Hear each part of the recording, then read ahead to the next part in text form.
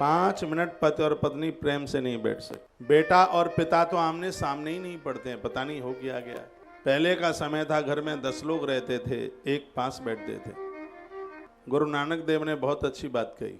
अब मानेंगे आप, ना मानेंगे तो आपकी इच्छा की बात है। गुरु नानक देव ने कहा कि 2 काम ऐसे हैं, पास पास बैठ के करो पूरे परिवार के लोग। एक है संगत और एक है पंगत। वो कहते हैं कि घर में जितने भी लोग हैं 24 घंटे में एक बार पास पास बैठिए, एक दूसरे से मन की बात कहिए, पूरे दिन भर के हालचाल पूछिए। पत्नी को भी पूछिए आज का दिन कैसा रहा, पति को भी पूछिए साहब बाहर गए थे कैसा आज का दिन रहा। माँ को पूछिए, माँ कोई दिक्कत तो नहीं थी। पापा को पूछिए कोई दवाई औषधि की कोई ज़रूरत, पिताजी को पूछिए। बेटी को भी पूछिए, बेटियां पिताजी को भी पूछें। पूरा परिवार का जितना भी सदस्य है वो एक दूसरे से बात करें। इसको लौकिक भक्ति कहते हैं। जब तक घर में शांति नहीं होगी तब तक मन को शांति कैसे मिलेगी। आप मंदिरों में तो शांति खोज रहे हैं, लेकिन घर का वातावरण ठीक कीजिए। कल ही मैंने निवेदन किया है, आपका परिवार एक तीर्थ है। कल ही मैंने ये निवेदन किया, पूरे घर को आप तीर्थ बना सकते हैं, क्यों नहीं बना सकते। जगन्नाथपुरी तीर्थ है, तो जहाँ रसोई बनती है उस किचन का नाम जगन्नाथपुरी रख दो, तीर्थ है वो। सगरे देवता रामेश्वरम में रात को लेटते हैं, सोते हैं, तो अपने बेडरूम को रामेश्वर धाम नाम रख दो। द्वारका में सगरे देवताओं की मंत्रणा होती है, सब बैठते हैं वहाँ, सबकी कमेटी होती है, आगे क्या करना है। द्वारका जी में सब मंत्रिमंडल इकट्ठा होता है। तो फिर जहाँ आपके यहाँ अतिथि लोग आते हैं, जैसे आप डाइनिंग रूम कहते हैं, उसको लिख दो द्वारका धाम, लिख दो उसको। हाँ, द्वारका धाम वहाँ लिख दो। और जहाँ आप भगवान की पूजा करते हैं, ये सगरे देवता हैं, वो बद्रीनाथ में नहाते हैं, तो अपने मंदिर के ऊपर लिख दो बद्रीनाथ धाम। तो ये चारों धाम तो तुम्हारे घर ही आ गए।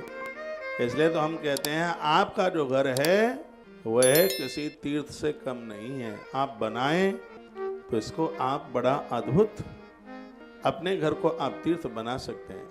तो मैं बात कर रहा था गुरु नानक देव जी की। उन्होंने कहा घर में तुम 5 मेंबर हैं या 25 मेंबर हैं, 24 घंटे में से एक बार पास पास बैठिए, एक दूसरे से मन की बात कीजिए।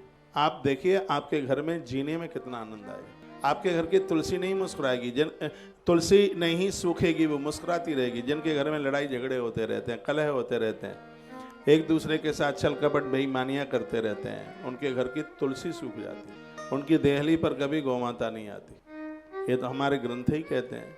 अपनी भक्ति को बढ़ाइए, घर में जितने लोग हैं पास पास बैठिए। हम लोग आश्रमों में सब लोग एक साथ बैठते हैं, कहीं किसी से लड़ाई नहीं, किसी से झगड़े नहीं। तुम्हारे घर में 5 लोग हैं तो सबके मन मुटाव होते हैं। आश्रमों में 500 लोग हैं तो किसी से लड़ाई नहीं, तो किसी से झगड़ा नहीं। आपके घर में 5 हैं, कोई न कोई तो किसी न किसी का तो मुंह लटका ही पड़ा है। हर तीसरे दिन एक को मनाना पड़ता है। कभी पत्नी रूठ गई, कभी साहब रूठ गए, कभी माँ रूठ गई, कभी पिताजी रूठ गए, कभी बच्चे रूठ गए, कभी मामा रूठ गया, कभी फूफा रूठ गया, कभी जीजू रूठ गया। सब रूठते ही रहते हैं सब। थोड़ा सा अपना परिवर्तन कीजिए, गुरु नानक देव जी की बात मानिए। वो कहते हैं कि 2 चीज़ों को कभी भूलना नहीं है। एक है संगत। संगत का मतलब है कि घर के जितने लोग हैं वो सब साथ साथ बैठे। लेकिन जब से मोबाइल चले हैं घर में बड़ी दूरियां हो गई हैं। पति पत्नी फोन पर ही बात कर लेते हैं, आमने सामने नहीं। जब तक आप घर की देहली के अंदर हैं तब तक मोबाइल आपस में यूज मत कीजिए, प्रयोग मत कीजिए। आमने सामने बात कीजिए। आमने सामने खड़े होकर के प्रेम भी बढ़ता है, स्नेह भी बढ़ता है। मन की कुछ ऐसी भी बातें हैं वो भी दूर हो जाती हैं। बेटा पापा फोन पर बात करते हैं और बगल बगल में कमरा है। ये संकल्प लीजिए कि जब हम दिल्ली के अंदर हैं तो फोन पर बात नहीं, अपनी बात आमने सामने रखें।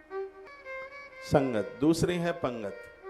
आपके घर में 6 चेयर हैं, डाइनिंग टेबल के आसपास 6 कुर्सियां लगी हुई हैं। बनाने वाले के दिमाग को मैं बहुत धन्यवाद देता हूँ। मुझे किसी ने पूछा कि ये डाइनिंग टेबल की 6 ही कुर्सियाँ क्यों हैं। मैंने कहा इसलिए कि घर के 6 लोग पास पास बैठ करके भोजन करें, जिसमें माता पिता 2 हो गए, दादा दादी 4 हो गए, और रिंकू और बबली ये 6 हो गए। एक बेटा एक बेटी 2 ये हो गए। मम्मी पापा 4 हो गए, दादा और दादी 6 हो गए। आपको अभ्यास नहीं है, पास पास बैठ के भोजन कीजिए, घर में कितना प्रेम बढ़ेगा। इतने 42,000 रुपए की डाइनिंग टेबल लाए हैं खुश होकर के, 6 कुर्सियों वाली लेकर के आए हैं, लेकिन 42 दिन आपने पास पास बैठ करके कभी भोजन नहीं किया। कोई उस कमरे में है, कोई छत पर है, कोई बालकनी में, कहीं और टेरेस पर खड़ा है, खड़े ही खड़े खा रहे हैं। टेबल भी रोती होगी कि मुझे क्यों लेकर के आए तुम। सास बहू पास बैठ करके भोजन करते हैं तो 2 की जगह पर फुल्का 6 खाते हैं। हम गांव के लोग हैं, ज़्यादा अनुभव है। होली के दिन थे, गांवों में बड़ी मिठाइयाँ बनती हैं, गूजा बनता है होली के समय पर, बेसन के लड़ुआ बनते हैं। तो सास ने कहा था, बहू बेटी 100 गूजा बनाना। परिवार बड़ा था तो 100 गूजा बनाए। तो किसी ने कहा था कि सास बहू दोनों खाने को बैठ गए। कहा, पूरी पापड़ी थोड़ी करना, गूजा करना 100। मेरी भाषा समझ रहे हैं आप? पूरी पापड़ी थोड़ी करना, गूजा बनाना 100। और सास बहू 2 जैमन बैठी तो गूजा रह गए 9, 91 खा गई। 9 में पूरा घर 91 खा गई। ये प्रेम है, ये प्रीति है। आपको अपनी बेटी के पास जीवने में बहुत आनंद आता है, आपको अपनी माँ के पास बैठने में बहुत आनंद आता है। कभी अपनी सास के पास बैठ करके जीमिए। फुल्का 8 खाओगे और पेट में दर्द भी नहीं होगा, गैस भी नहीं बनेगी, पेट फूलेगा भी नहीं, क्योंकि संग ही संग पछता भी जाएगा। ये ऐसा वाइब्रेशन है। सामने से एक ऐसी हवा निकल करके आ रही है नासिका में से, जिससे आपका आहार पचता